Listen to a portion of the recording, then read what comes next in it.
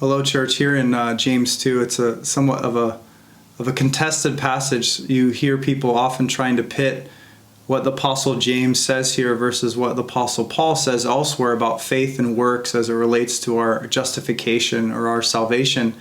And Paul says in Romans that we declare that one is justified by faith apart from works of the law, to where James says here that faith by itself, if it does not have works, is dead, and that after speaking of Abraham and Abraham believing and Abraham doing good works, he says, you see that a person is justified by works and not by faith alone. So which is it?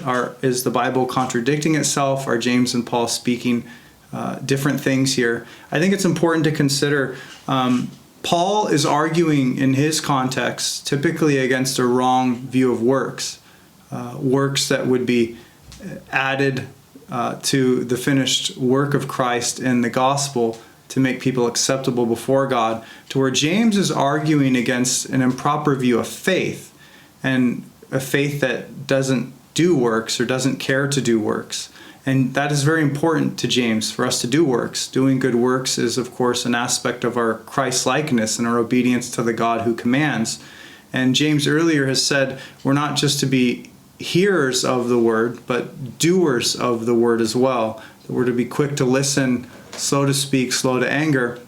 And that doesn't even mean just to one another, but to God. He says we're to receive with meekness the implanted word which is able to save our souls. So first and foremost, we're to listen and to receive from God.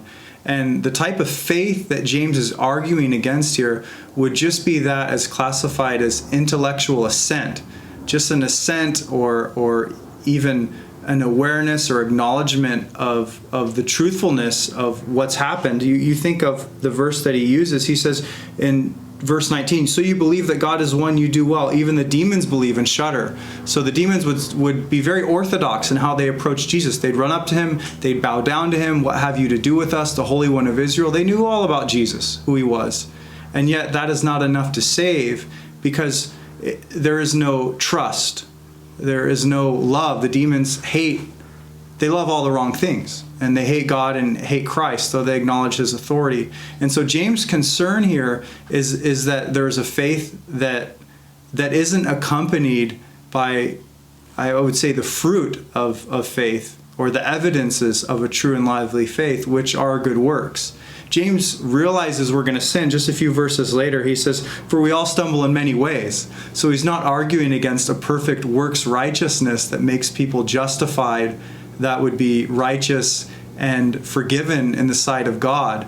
He's arguing that a faith that is mere intellectual assent or just mere acknowledgement without a hearty trust in God is dead if it's not accompanied by works. So it's important to consider both Paul and also James's context, is that they are arguing really against different things.